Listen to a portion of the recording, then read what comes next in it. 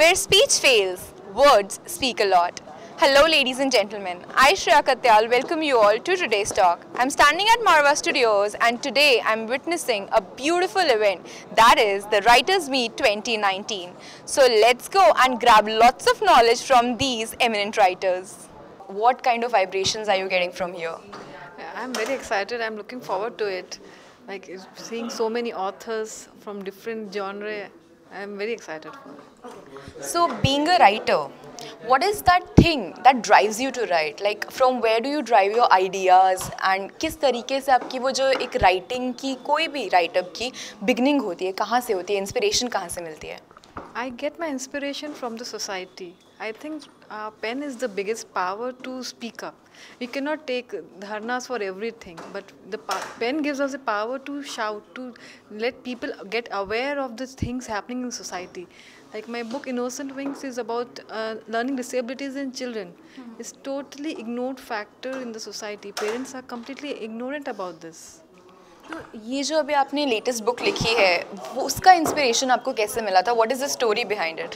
This book is based on real incidents and it is based on my son. He is a dyslexic and when I have undergone his therapies and I have seen the changes in children who, like, you cannot expect that this change can happen, the child can behave normally, but they are behaving normally.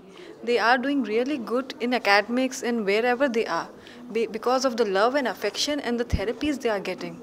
So what kind of message do you want to say to those children also and to their parents? Like we all know that hope can do wonders, right? So you have written on that topic, you have touched the depth of that issue. I would like to have a message from your side. To the parents, I would definitely want to message them that love them unconditionally. Don't love them for based on your prescribed perceived checklist. If they have cleared your checklist, then you will love them.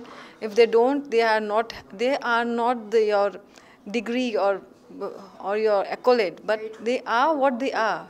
Being ordinary is okay. Accept that being ordinary is okay. That is my message to all the parents. Beautiful, because love can heal, and not only love, unconditional love. Thanks for talking to MSTV and keep inspiring the world with your writings. It's time to talk to two of the very talented boys, Abhimanyu and Tanmay, who have written the book Death and Dishonor, Revenge is Everything. So let's see इनके दिमाग में क्या था, क्या idea था इस book के साथ आने का. So over to you guys. Hi, how are you? Hi, I'm really good, thank you. We are good. So अब बताइए हमें कि ये जो book आपने लिखी है Death and Dishonor, क्या concept था, कहाँ से इसकी inspiration मिली? What was that thought?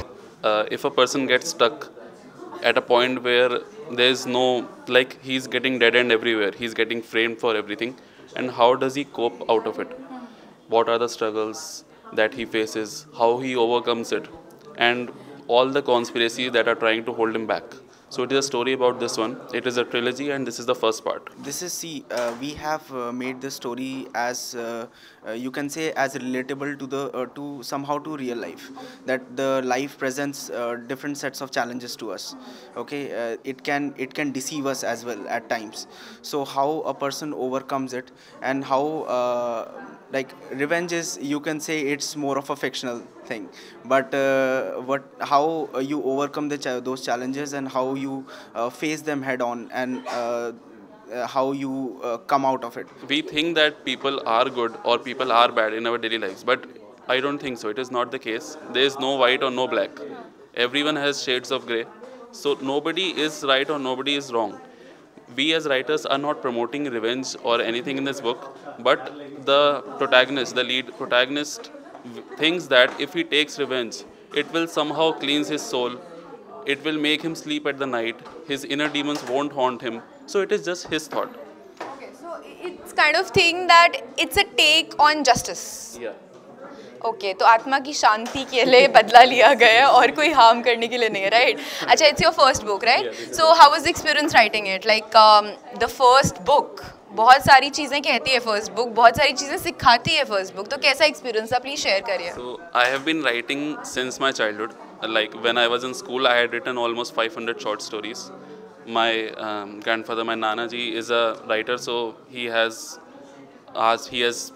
put his skills into me since the beginning. So Yeah, so writing was not new to me, but getting the first book published, it was a really pleasing experience. क्या obstacles आए थे, क्या difficulties I The थी? most easiest part in getting your book published is the writing part. First, I thought that writing is difficult, but writing is the most easy part. Everything apart from writing is really difficult. Promoting your book, asking people to buy it, getting a good publisher, then tracking everything, how many copies are getting sold, what is the royalty, the whole contract signing. That is really something very. By the way, there is a reason to it. Like as a writer, I can share my experience that writing करते हुए तो you are using your sentiments, you are using your brain, you are using your writing abilities. But then promotion के लिए you have to be very practical. You have to approach to the market. तो writers या तो sensitive हो सकते हैं या practical हो सकते हैं, वहीं फंस जाते हैं. Right. आपसे फिर से बातचीत करके हमें पहले तो बहुत ही अच्छा लग रहा है.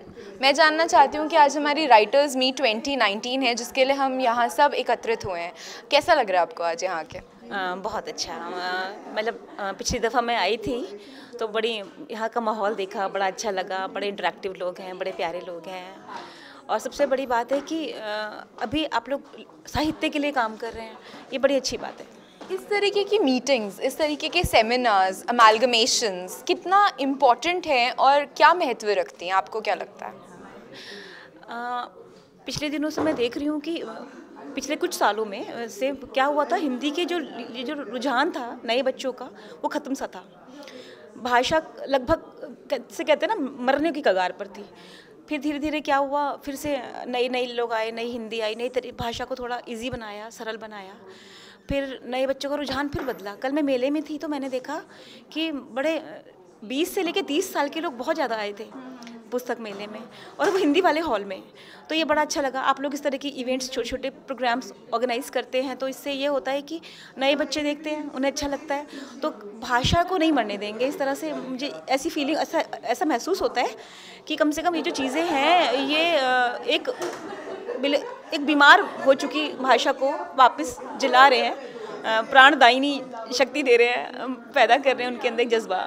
ये है. बिल्कुल सही कहा आपने, क्योंकि इस तरीके के सेमिनार्स, इस तरीके की मीटिंग्स बहुत इंपॉर्टेंट है. यहीं पर हम लोग एक दूसरे से सीखते हैं, थॉट्स एक्सचेंज होते हैं, and a thought can change the world. Discussion होता है, हम लोग आदान प्रदान करते हैं अपने विचारों का एक दूसरे से. तो क्या नया हो रहा है, क्या होना चाहिए, ये सब चीज़ें आपस में इंटरेक्शन बनाने से या फिर बातें करने से ही समझ आती है चीज़ें. बिल्कुल सही कहा, क्योंकि जो मुझे पता है वो मुझे पता है, बट जो आपको पता है वो मुझे पता चलता है through these kind of things, these kind of meetings. अब मेरा सवाल आपसे ये है कि एज ए राइटर आपको क्या लगता है कि कैसा फील होता है? Is it a responsibility? Like writer has the power to say a lot of things without using his speech. तो आपको क्या लगता है कि क्या रिस्पॉन्सिबिलिटी और किस तरीके से कैरी ऑन करनी चाहिए एक राइटर को अपनी? किसी भी भाषा का लेखक हो, अंग्रेज़ी हो, हिंदी हो, तमिल हो, कोई रीजनल भाषा कुछ भी हो. लेकिन क्या होता है कि जो हम लोग लिख रहे हैं, आने वाले बच्चे उसी को साहित्य समझेंगे ना. जैसे मैंने अपने जो वरिष्ठ लोग थे उनसे सीखा, वो मुझे साहित्य लगा. आज हम जो लिख रहे हैं, कल आने वाली पीढ़ी उसको साहित्य समझेगी. तो साहित्य के नाम पर कुछ भी फूहड़ चीज़ें, कुछ भी फुहश चीज़ें, कुछ भी मतलब भाषा को ख़राब कर देना या फिर अश्लील चीज़ें, ये हम परोसेंगे. कल हमारे जो एंसेस्टर्स हैं, जो हमारे हम जो उनसे हमको क्या मिला, हम आने वाली पीढ़ी को क्या दे रहे हैं, वो इसी को साहित्य ना समझ लें. तो शालीन हो, हम लोग साहित्य के लिए बहुत शालीन हो, उसके महत्व को समझें, उसकी शालीनता को हमेशा बरकरार रखें. दूसरी बात कि अपने वरिष्ठ लोगों से जो हमने सीखा है वो हम नई पीढ़ी को ज़रूर दें. यही मेरा कहना है कि जिम्मेदारी बहुत बड़ी है ये, कि साहित्य किसी देश का दर्पण कहते हैं, होता है किसी समाज का दर्पण होता है. तो उसको हम दर्पण को उतना ही पारदर्शक रखें कि आने वाली पीढ़ी अपना चेहरा सही से देख पाए. बहुत खूब कहा आपने और बहुत ही अच्छे मैं कहूँगी शब्दों का प्रयोग किया. सो जो लिखा जाता है वो इतिहास बन जाता है, और इतिहास बनाना है आपको तो सोच समझ के कि हम क्या दे रहे हैं अपनी नेक्स्ट जनरेशन को, because it's going to shape their minds. Thanks for talking to MSTV and coming to the occasion today. शुक्रिया श्रेया, शुक्रिया. आज हमारी राइटर्स मीट है एक, तो सबसे पहले तो मैं आपसे ये जानना चाहती हूँ कि सोसाइटी में एक राइटर की क्या इंपॉर्टेंस है, क्या रोल प्ले करता है एक राइटर? देखिए, राइटिंग जो है एक सृजनात्मक कार्य है, और सृजन करने के लिए आपके अंदर विचार होने चाहिए. विचार आता कहाँ से है? ये वातावरण से आता है, सराउंडिंग से आता है. कई बार हम नेचर से लेते हैं इसको, कई बार समाज से लेते हैं इसको, और उन सारे विचारों को शब्द के माध्यम से उसी को ढालने का नाम एक कृति है, और वो सृजन धर्मिता है। और किसी लेखक में, राइटर में ये आवश्यक है। और क्योंकि हम भी सृष्टि के ही एक अंग हैं, हम सृष्टि के एक अंग हैं, और वो सृष्टिकर्ता हमारे अंदर बैठा हुआ है, और वो बैठा हुआ है हमें प्रेरणा देने के लिए। तो हमारे अंतःकरण की प्रेरणा और समाज से, वातावरण से जो ली हुई हमारे जितने भी उसके जो कैटलिस्ट हैं, ये सब मिल के हमारे विचारों को जो एक प्रवाह प्रदान करते हैं, उनको शब्द में गूंथने का नाम ये लेखन है। इंस्पिरेशन हमारे अंदर है, ज़रूरत है कि हम अपनी इंट्यूशन को सुने और समझें और दुनिया तक अपनी आवाज़ पहुंचाएं, अपनी दिल की आवाज़ पहुंचाएं। सर, मैं आपसे ये जानना चाहती हूँ अब कि लिख तो देते हैं हम, कुछ भी कंपोज कर देते हैं, बट देन आजकल प्रॉब्लम ये आती है कि वो कंपोजिशन और वो मटेरियलाइजेशन या मैं कहूँगी पब्लिशिंग या मार्केटिंग की जो जर्नी है वो कैसी रहती है, और उसमें क्या क्या प्रॉब्लम्स आती है, और किस तरीके से हमें उसको ट्रैवल करना चाहिए। लाइक लिखने के बाद पब्लिशिंग एंड मार्केटिंग, वो वाला प्रोसेस मैं समझना चाहूँगी, बिकॉज आपने पब्लिश करी है अपनी बुक्स। देखिए, पहले तो ये काम बहुत मुश्किल था, बहुत कठिन था, प्रकाशन का काम लेखन के काम से बहुत ज़्यादा ये दुस्तर था। लेकिन अब आज के युग में जब ये IT रिवॉल्यूशन हुआ है, तो इस क्रांति के बाद, लेखन के बाद उसके प्रकाशन का काम कुछ सरल हो गया है, लेकिन अभी भी उतना सरल नहीं है। हम कुछ भी लिखें, हमारे अंदर जो भी प्रेरणा हो या हमारी चेतना से जो कुछ भी उद्भूत हो, उस तरह के सृजन धर्मिता का यदि हम अभिव्यक्तिकरण करते हैं और वो लेखन में उतरता है, तो लेखन में उतरने के बाद यदि प्रकाशित ना हो तो वो बेकार हो जाता है, निरर्थक हो जाता है। तो अब उसके लिए हमें माध्यम ढूंढना है। तो आज हमारा माध्यम जो है वो मार्केटिंग के माध्यम से देखें तो लेखन में तो है ही, लेकिन सोशल मीडिया भी आ गई है इसमें, प्रिंट मीडिया भी आ गई है इसमें। तो डिजिटलाइज कैसे करें और डिजिटलाइज करके तब इसका हम कैसे प्रसार और प्रचार करें, ये आवश्यक हो गया है। तो मुझे लगता है कि अब प्रचार प्रसार का कार्य तो सुगम हो गया है, लेकिन जो लिखित है, जो रिटन टेक्स्ट है, उसको पहुंचाना, जो हमारा एक क्लाइंटेल है या टारगेट क्लास है, वहाँ तक पहुंचाना, ये अभी भी थोड़ा मुश्किल कार्य बना हुआ है। आपको नहीं लगता कि जो हार्ड बाउंड बुक्स हैं, जो एक्चुअली हार्ड कॉपीज़ हैं, बुक्स की वैल्यू कम होती जा रही है because of the social media and digitalization? Like लोग ई बुक्स ज़्यादा पढ़ने लग गए हैं, तो कहीं ना कहीं वो महत्व, वो इम्पोर्टेंस कम होती जा रही है बुक्स की। क्या आपको नहीं लगता ऐसा? देखिए, इससे तो इनकार नहीं किया जा सकता कि इसकी मांग कम हो रही है, और मांग कम हो रही है इसलिए कि लोगों की उसमें रुचि कम हो रही है, और बहुत सस्ते में और बहुत क्विक फिक्स की तरह हमें डिजिटल मीडिया से जो ये उपलब्ध हो रहा है बहुत कम समय में, इसलिए बृहताकार और हार्ड बाउंड कोई भी बुक को पढ़ने के लिए लोगों की रुचि कम हो रही है। लेकिन समाप्त हो जाएगी ऐसा नहीं है, पाठक रहेंगे, और सीरियस रीडर जिनको कहते हैं, गंभीर अध्ययन करने वाले, वो रहेंगे हर एक काल में, उसकी उपयोगिता कम नहीं होगी। Because personally also I like holding my book in hand, it gives a different feel, एक अलग ही मज़ा होता है उसका। और जब हम देखते हैं अपने सामने, अच्छा इतनी सारी बुक्स हैं हमारे पास, तो एक अलग ही फीलिंग आती है, एक प्राउड फील होता है कि yes, we have gone through all this material and we are enlightened. Thank you sir, thanks for talking to MSTV and gracing the writers meet 2019। Thank you. तो अब मैं जानना चाहती हूँ आपसे कि आपके हार्ट के क्लोज सबसे ज़्यादा कौन सा टॉपिक है, वो क्या चीज़ है जो आपके दिल को छूती है और आप कॉम्पोजिशंस, ब्यूटीफुल कॉम्पोजिशंस दुनिया के साथ शेयर करते हैं? मैं सभी के साथ शेयर करती हूँ, मेरे अपने महादेव, मेरे अपने शिवा, और मेरे दिल के बहुत करीब हैं, और वही मेरे को बहुत सालों से बचाते आ रहे हैं। और मैं आपको क्या बताऊँ कि इसी जन्म में मेरा जन्म बहुत बार हुआ है, और उस जन्म को किसने किया है, वो मेरे शिवा ने किया है।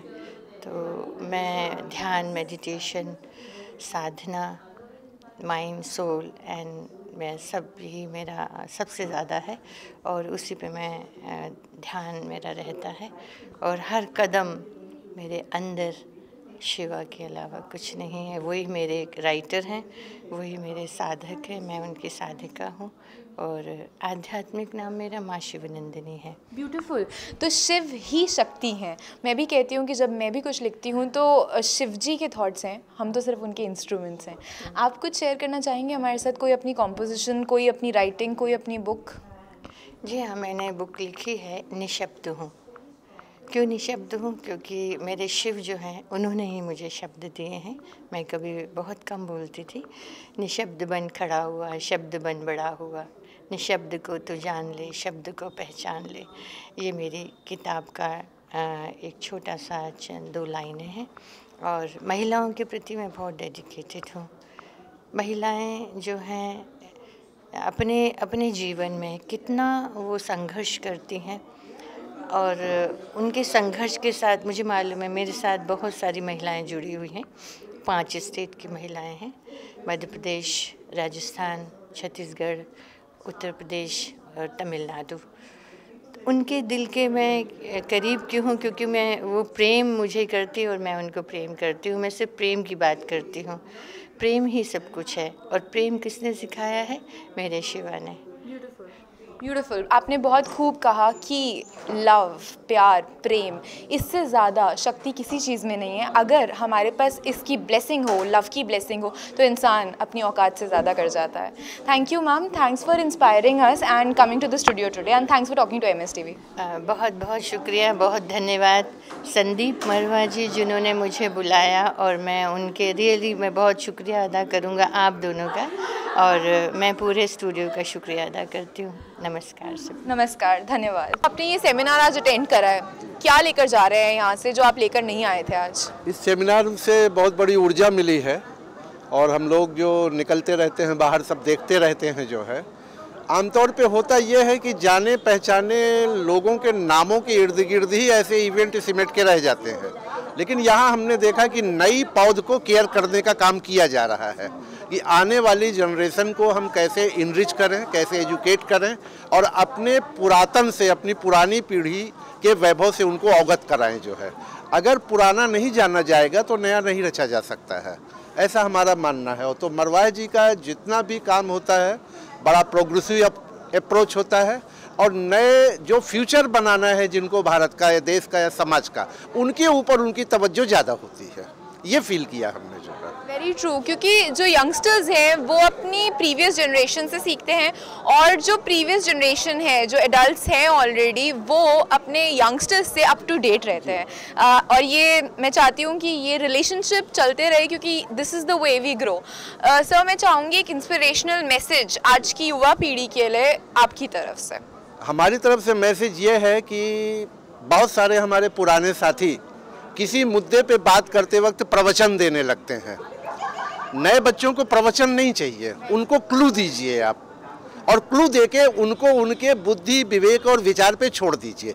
हम आपको अपने जैसा नहीं बनाना चाहते, आप अपने जैसा बने। तो आपने पूछा साहब नदी क्या होती है, हमने विजुअल दिखाया, नदी किनारे ले गए, आपका हाथ नदी की लहरों में छोड़ दिया। आप कैसा फील कर रहे हो ये आप लिखोगे। मैंने क्या फील किया था एक नदी के साथ, ये मेरे विचार आपके ऊपर नहीं जाने चाहिए। जो है आप आग को छुएं, आग की तपिश महसूस करें, चीज़ों को छुएं, जो है फूल को छुएं, पत्ती को छुएं। आपका एक्सप्रेशन होना चाहिए, आपके एक्सप्रेशन के ऊपर हमारे विचार, हमारी सोच नहीं हावी होने चाहिए। आमतौर पे हर पिता चाहता है कि मेरा बच्चा मेरे जैसा बने। क्यों बने भाई? हर बच्चे में एक अलग ग्रोथ होती है, हर फूल पत्ती में अलग अलग ग्रोथ होती है, उसको उसके जैसा बनने दीजिए। जो है आपके इस थॉट से मुझे इतना अच्छा कोट याद आ गया है जो मैं रुक नहीं पा रही हूँ शेयर करने से। That is our children are not to be moulded, they are the stories just to be unfolded. Thank you sir, thanks for coming to Marwah studios today and inspiring us. Thank you. Okay, thank you. I think everything, whatever particularly held in Marwa studio, wonderful. Why? Because Dr. Sandeep Marwa, it's itself a inspiration for many people, and writers are really worth for any nation. And this is really a good initiative by Marwa studio, particularly Marwa sir and Sushil Bharti sir, because with this platform, writer can express and even get recognition not only at national level but international level. Beautiful. अब मैं आपसे एक सवाल पूछना चाहूँगी। हमने सुना है कि राइटर का जो हथियार होता है वो होता है पेन। सो मैं चाहती हूँ कि आप अपने विचार हमसे शेयर करें about power of pain. Yes, it is really, आपने जैसा बोला कि पेन सच में पावरफुल होता है, लेकिन देखिए रिमोट आपके हाथ में होता है, बात ये होती है कि आप उसका सदुपयोग करते हैं दुरुपयोग। और मैंने 20-25 सालों में यही पाया कि आप उसका सदुपयोग करें, लोग आपको रेस्पेक्ट करते हैं, लेकिन बड़ी विडंबना है पत्रकारिता की अगर बात की जाए, क्योंकि मैं उस कम्युनिटी को बिलोंग करता हूं, कि लोग जो है ना शायद नेगेटिविटी के तरीके से पत्रकारिता को लेते हैं, यानी कि पेन को सच में हथियार समझ लेते हैं। वो बहुत मतलब बड़ा गंभीर विषय है, और ख़ास तौर पर वो उन लोगों के साथ ज़्यादा होता है जो कि शायद उन्होंने शिक्षा ज़्यादा नहीं लिया या दीक्षित नहीं है, या तो वो शिक्षित नहीं है या दीक्षित नहीं है। तो मेरा ये मानना है, और आपके इस मंच के माध्यम से, MS TV के माध्यम से मैं ये बात ज़रूर कहना चाहूँगा कि अगर इस फील्ड में हैं तो इस पेन का सदुपयोग करना सीखें, ताकि हम अपने देश में, अपने समाज में और इवन पूरे विश्व में एक अच्छा माहौल कायम कर सकें और समृद्धि प्राप्त कर सकें। तो हमें इस पेन का सदुपयोग करना सीखना आना चाहिए, क्योंकि कलम का अगर सदुपयोग करेंगे हमारा समाज भी सुधरेगा, हमारा समाज समृद्ध होगा, और सबसे बड़ी बात है एक आदर्श समाज डेवलप होगा। और इस प्रयास पे वैसे आजकल लोग बहुत काम करने लगे हैं, और हमें बड़ी खुशी है, क्योंकि आजकल फेसबुक और व्हाट्सएप की बात करी जाए तो एक ऐसे प्लेटफॉर्म क्रिएट हो गए हैं कि आम आदमी को पत्रकार बनाने का मौका मिल गया है, अपनी लेखनी या अपने पेन पावर दिखाने का मौका मिला है। तो उसका सदुपयोग करें और आगे बढ़ें, देश और समाज का उद्धार करें अपनी कलम के माध्यम से। तो मतलब अब इतनी इजीली अवेलेबल हो गया, ये पेन सभी के हाथ में आ गया है, तो रिस्पॉन्सिबिलिटी भी बढ़ गई है दोस्तों। और जैसा कि आपने कहा कि इसका सदुपयोग करें, पॉजिटिविटी फैलाएं, तो क्योंकि शब्द ही ऐसी चीज है जिससे इंसान या तो दिल में उतर जाता है या दिल से उतर जाता है। The power of pain can not be denied. So now the choice is yours, that you want to use it in a constructive way or you intend to destroy the world. I hope you're going to spread a lot of positivity all around you, because that is what humans are made for. That's all for today in today's talk from Writers Meet 2019. I, Shreya Katyal, sign off for the day, but I'll be back with another amazing event for you. Till then, you keep watching MS TV, हर पल आपके साथ, and don't forget to stay connected.